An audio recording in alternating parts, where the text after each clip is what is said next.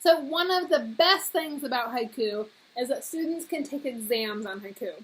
I have students in both my English and geography classes take their exams on Haiku because it really provides an easy grading system for me. I manage my time a lot better because it grades all of the multiple choice, and it just gets them in the practice of typing and using those internet literacy skills more. I do have to monitor it, kind of their online behavior during the exam, just to make sure they're not Googling things around. But I would be monitoring their behavior even if I was using paper copies. You know, I would kind of be seeing what they were doing, who they were looking at. And so it's not a huge jump in what I'm doing. And so let me show you kind of some of my exams on my geography page. So once I go to my geography page, I go down to assessments. I have assessments for the different chapters that we take tests in. We kind of have some chapters together, and so these are the assessments we take in geography. Today, actually, my students are taking the Chapter 4 test, so I'm going to click on that. I have a matching section, a multiple choice section, a fill in the blank, and then I have 4 essays. They have to choose 3.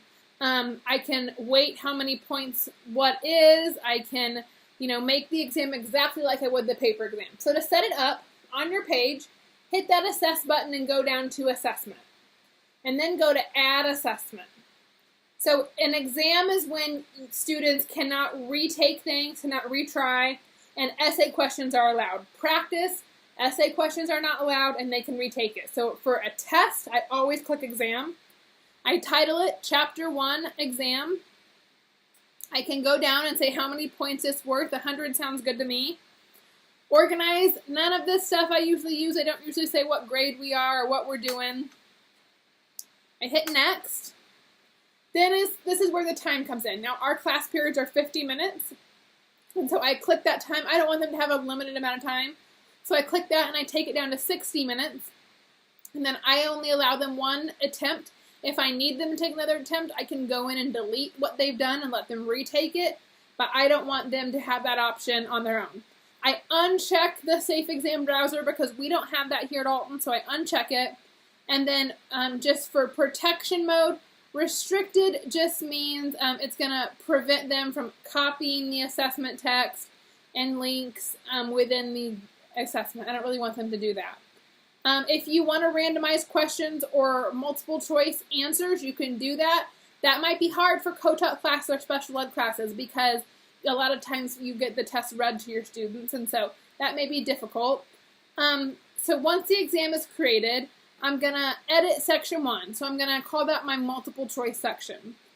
I'm going to hit save, so now it's called multiple choice, and that's when I can start adding questions in.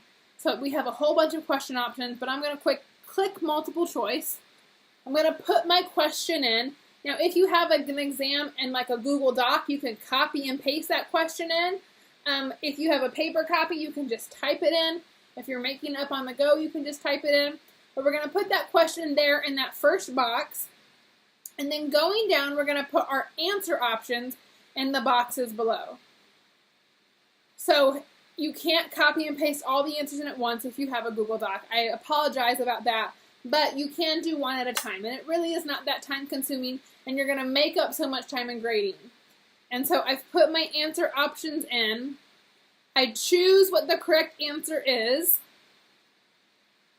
Now here's what's cool. Down at the bottom, you can choose the weight if you want it to be worth 2 points, which is what we usually do.